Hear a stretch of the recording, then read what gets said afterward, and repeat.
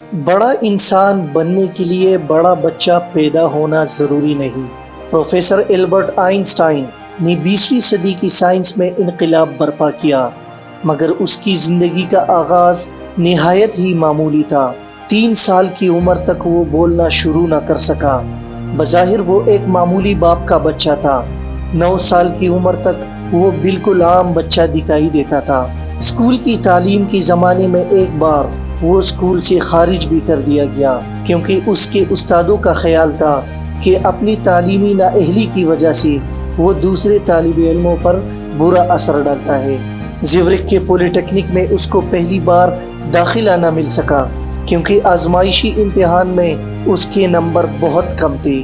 چنانچہ اس نے مزید تیاری کر کے اگلے سال داخلہ لے لیا۔ اس کے استادوں نے اس کے بارے میں کہا کہ البرٹ ایک سست کتا تھا۔ 20 سال کی عمر تک البرٹ آئنسٹائن میں کوئی غیر معمولی آثار نظر نہ آتے تھے، مگر اس کے بعد اس نے محنت شروع کی تو وہ اس بلندی تک پہنچا جو موجودہ زمانے میں بمشکل کسی دوسرے سائنسدان کو حاصل ہوئی۔ ہم کو جاننا چاہیے کہ آئنسٹائن بننے کے لیے یہ ضروری نہیں کہ آدمی طالب علمی کے زمانے میں ممتاز رہا ہو۔ آئنسٹائن نے اپنی پہلی سائنسی کتاب اس وقت شائع کی جبکہ اس کی عمر 26 سال تھی۔ اس کے بعد اس کی شہرت بڑھتی ہی چلی گئی۔ آئنسٹائن کی زندگی بالکل سادہ تھی۔ وہ اکثر آدھی رات تک اپنے کام میں مشغول رہتا تھا۔ اس کو اسرائیل کی صدارت پیش کی گئی، مگر اس نے انکار کر دیا۔ اس کا کہنا تھا کہ سیاست انسانیت کا کینسر ہے۔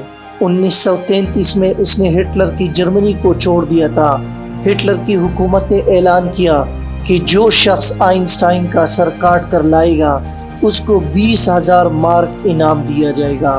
اس زمانے میں یہ رقم بہت زیادہ تھی، مگر آئنسٹائن کی عظمت لوگوں کے دلوں پر اتنی قائم ہو چکی تھی کہ کوئی اس انعام کو حاصل کرنے کی جرت نہ کر سکا۔ تاریخ میں اس طرح کی بہت ہی مثالیں ملتی ہے جو بتاتی ہے کہ بڑا انسان بننے کے لیے بڑا بچہ پیدا ہونا ضروری نہیں۔ معمولی حیثیت سے آغاز کر کے آدمی بڑی بڑی کامیابیاں حاصل کر سکتا ہے، بشرطیہ کہ وہ جدوجہد کی شرطوں کو پورا کرے۔